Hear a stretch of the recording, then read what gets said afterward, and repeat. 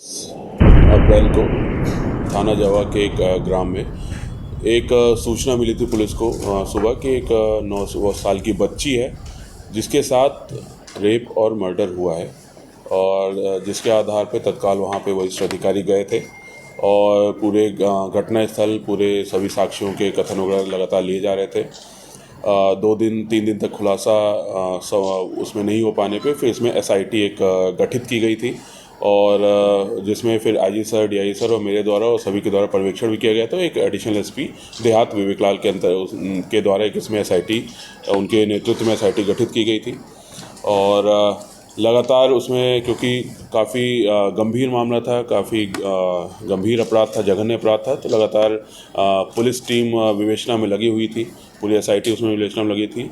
कई सारी चीज़ें हमको जो पूरा घटना स्थल है, घटनाक्रम है, उसमें बहुत सारे संदेह उत्पन्न हो रहे थे। जो साक्ष्यों के बयान आए थे, खासकर जो परिजनों के बयान आ रहे थे, उसमें बहुत सारे संदेह उत्पन्न हो रहे थे कि जहाँ पे बॉडी मिलना या कोई किसी के आने जाने के निशान ना मिलना, वो सारी चीज़ें हमको संदेह उत्पन्न हो रहा था। फिर भी हम सभी एंगल्स पे लगातार विवेचना उसमें कर रहे थे कि क्या कोई बाहर से आ सकता है, इस प्रकार घटना किया, क्या अंदर का कोई इन्वॉल्व था जिसने बाहर के व्यक्ति के साथ मिलकर घटना किया।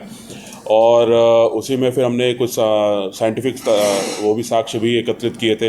कुछ हमने टेक्निकल डेटा जो साइबर से संबंधित होता है उसको भी एकत्रित किया था।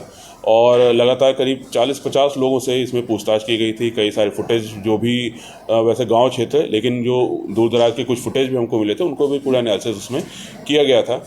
और कहीं ना कहीं जो सुई थी वो बार बार जो परिजन है वहाँ तक आके रुक जा रही थी।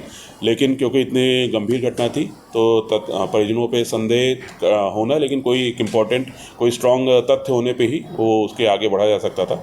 फिर हमें एक साइंटिफिक एविडेंस मिला, हमें जो रिपोर्ट मिली उससे काफ़ी कुछ ये कंफर्म हो गया कि जो उसका बड़ा भाई है जो 13 साल का है, उसके कुछ हमको टेक्निकल साक्ष्य मिल गए। और जिसके आधार पर फिर जब फिर पुनः पूरी टीम के द्वारा परिजनों से पूछताछ किया गया तो फिर सभी ने अपना अपना घटनाक्रम इस पूरा कबूल किया है।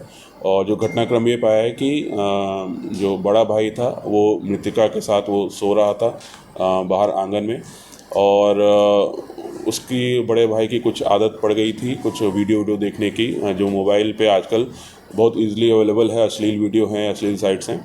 तो उसने संभवतः या तो उसी दिन देखा, अभी तो उसी दिन का बता रहे हैं, लेकिन हम सारी टेक्निकल जांच उसकी कर रहे हैं, या संभवतः पहले भी देखा होगा। तो उसके बाद रात में उसने अपनी बहन का गला मुंह दबा के उसके साथ गलत काम किया।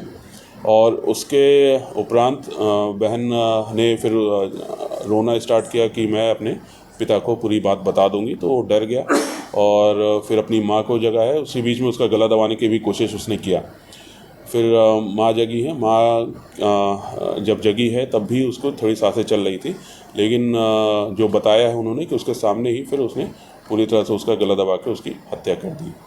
और उसके उपरांत फिर दोनों बहनें थी, एक नाबालिग बहन है, एक बालिग बहन है। वो एक नाबालिग बहन शोर आवाज़ सुन के उठी थी तो उसको पूरा घटनाक्रम बताया। फिर एक बालिग बहन अन्य कारण से उठी तो उसको भी पूरा घटनाक्रम बताया। फिर चारों लोग ने मिलके इस घटना को कैसे छिपाया जाए उसके बारे में उन्होंने पूरी प्लानिंग की।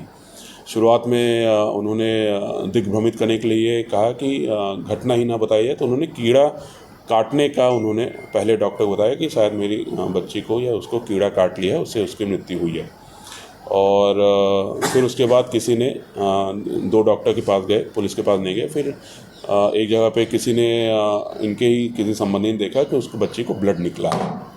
और फिर जिसके बाद फिर उन्होंने फिर जब तीसरे डॉक्टर के पास गए, सरकारी डॉक्टर के पास गए, तो उन्होंने फिर उसको बताया कि रेप और मर्डर है इसमें। तो उसके बाद फिर इन्होंने अपने घर पे लाकर और फिर पुलिस को सूचना उसमें दी गई थी और फिर पुलिस की विवेचना उसमें जारी हुई थी। तो इसमें 2 अपचारी बालक हैं और 2 बालिग आरोपी इसमें आरोपी बनाए गए हैं। माँ भी आरोपी है? जी बिल्कुल, माँ भी आरोपी है इसमें। हत्या करने की वजह क्या है?